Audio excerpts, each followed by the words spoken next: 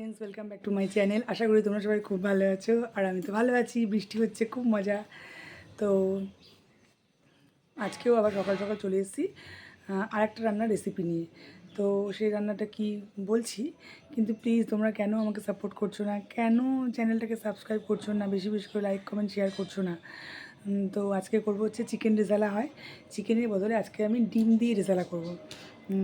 ঘরে হাতে পাতা দই আছে, সেই টক দই দিয়ে এগ রেজালা করবো। তো তোমাদের সঙ্গে সেটাই শেয়ার করব। আর তার আগে দেখে নাও, আমার মা এসছে কালকে।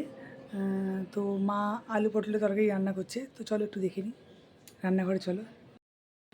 মা একটু ছাদে গেছে, কি দরকার। এখানে আলু পটল হচ্ছে, এখানে ভাত হচ্ছে। আলু আর পটল আমার থেকেও মায়ের রান্না বেশি ভালো।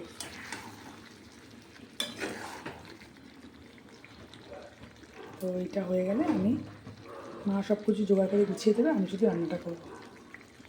রান্নাঘরে এসে গেছি। এখানে 8টা ডিম আছে, মা ছাড়িয়ে দিয়েছে সেদ্ধ করে। আমি হলুদ মাখিয়ে নিয়েছি। এখানে পেঁয়াজ কুচি, টমেটো, লঙ্কা আছে। এখানে আছে ধনে জিরে গুঁড়ো, নুন, কাশ্মীরি লঙ্কার গুঁড়ো, হলুদ। এখানে আদা রসুনটা আছে, আমি পেস্ট করে নেবো। আর এখানে গোটা গরম মশলা, সাদা জিরে, তেজপাতা, এগুলো হচ্ছে ফোড়নে দেবো। আর দেখো, সানরাইজের শাহি গরম মশলা, আর হচ্ছে চিকেন কারি মশলা। আর আমি দেবো হচ্ছে হাতে পাতা টক দই। তো সেটা আমি এখনও ফ্রিজ থেকে বার করিনি, ফ্রিজ থেকে বার করবো। তো পরে লাগবে, পরে বার করছি। আর এখানে কড়াইতে আমি, আর এখানে ডিমটা এবার আস্তে আস্তে ছেড়ে দেবো। আমার ডিমটা ভাজা অলরেডি হয়ে গেছে, একটা পিঠ গোল্ডেন ব্রাউন হয়ে গেছে। আর থেকে ডিমটা নেবো।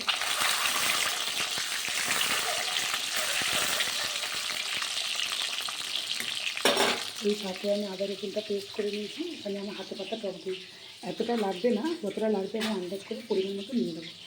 তো চলো, ডিমটা ভাজা হয়ে গেছে, ডিমটা তুলে আমি আসছি। তো এই যে আমি ডিমগুলো ভেজে সব তুলে নিয়েছি।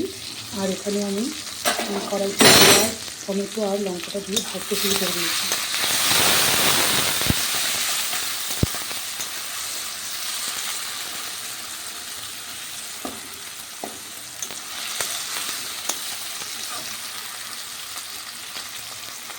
অল্প একটু ভাজা হয়ে গেলে আমি এই ফোড়নটা দিয়ে দেবো। 2 মিনিট অপেক্ষা করতে হবে।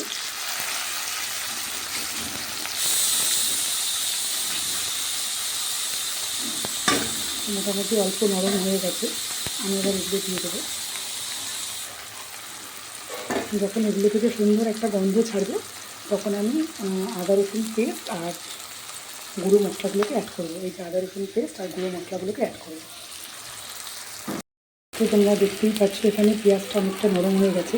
এবারে আদা রসুন পেস্ট আমি এখানে অ্যাড করে দেবো। আবার একটু নাড়াচাড়া করে গুঁড়ো মশলাগুলোকে অ্যাড করে দেবো।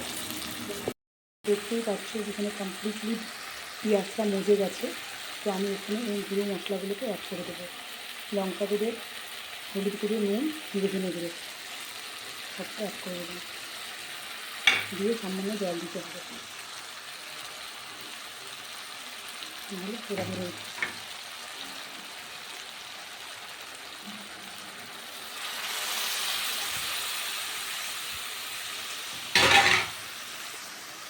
একটু নেড়ে করে নেবো হালকা হাতে।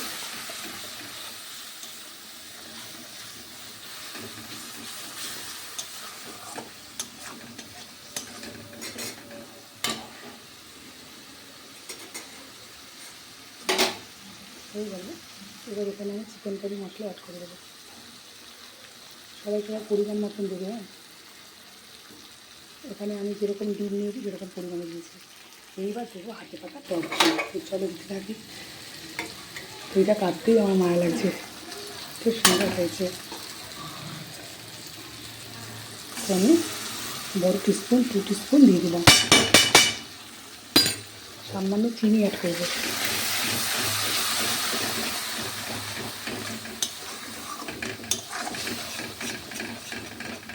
এক সেকেন্ড দাঁড়াও, মশলাটা কষে গেলে আমি আসছি।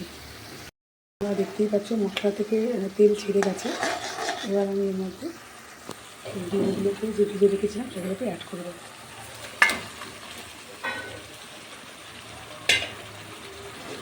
হালকা হাতে একটু নেড়ে নেবো। আমি কিন্তু চিনি অ্যাড করেছি এর মধ্যে, চিনিটা স্কিপ করে গেছে, কিন্তু চিনি দিয়েছি ছোটো চামচের হাফ চামচ, মানে হাফ টিস্পুন। একটু নেড়ে চেড়ে এবার গরম মশলা দিয়ে নামিয়ে নেবো। যে গরম মশলা অ্যাড করে দিচ্ছি।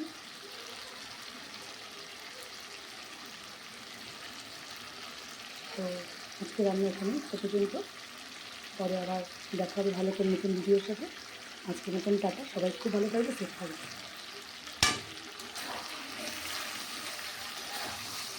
এই চাবি এরকমও রাখতে পারো, অল্প সামান্য জলও দিতে পারো। আমি ভাবছি অল্প সামান্য জল দেবো কি না।